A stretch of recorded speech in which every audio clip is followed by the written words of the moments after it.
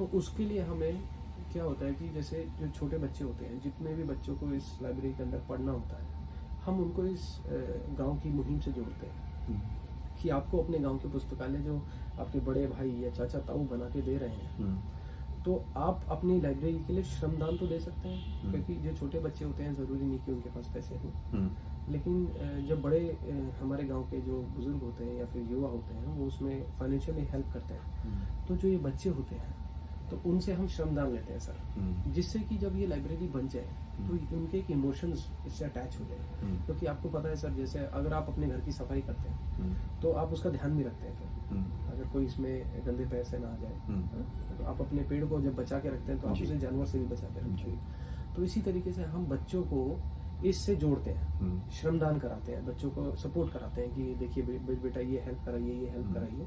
तो जब बच्चे इसमें अपना श्रमदान देते हैं तो ऑटोमेटिकली जब ये तैयार हो जाता है ना, तो इससे उनकी बॉन्डिंग्स क्रिएट हो जाती है सर। जब बॉन्डिंग्स आपकी क्रिएट हो जाएगी तो इस लाइब्रेरी को संभालने के लिए वही बच्चे सबसे आगे आते हैं। अगर मैं अपनी लाइब्रेरी की बात करूं तो ये लाइब्रेरी ऑटो पायलट मोड पे है सर। अच्छा। तो इस लाइब्रेरी को चलाने वाले यही बच्चे हैं।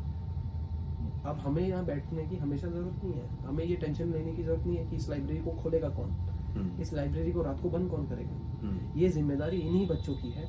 ये सुबह आते हैं, बड़ी जल्दी आ जाते हैं बच्चे और इसके ताला खोलते हैं, इसमें बैठते हैं, साफ सफाई, अंदर की साफ सफाई यही बच्चे खुद करते हैं। और इसको बंद करने की जब बात आती है तो ये जो सबसे लास्ट में जाता है बच्चा, वो इसको बंद करके चला जाता है। अच्छा।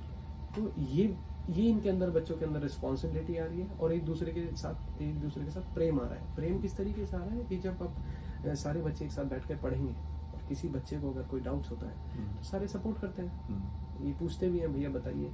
तो ये देखिए कंपटीशन का वर्ल्ड है ये।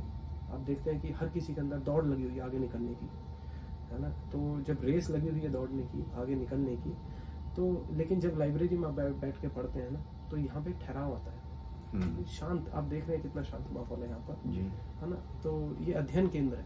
जब आप अध्ययन केंद्र में बैठकर पढ़ रहे होते हैं तो स्वाभाविक है कि मतलब आपका मन बड़ा शांत रहता है और एक दूसरे के प्रति झुकाव हमेशा रहता है।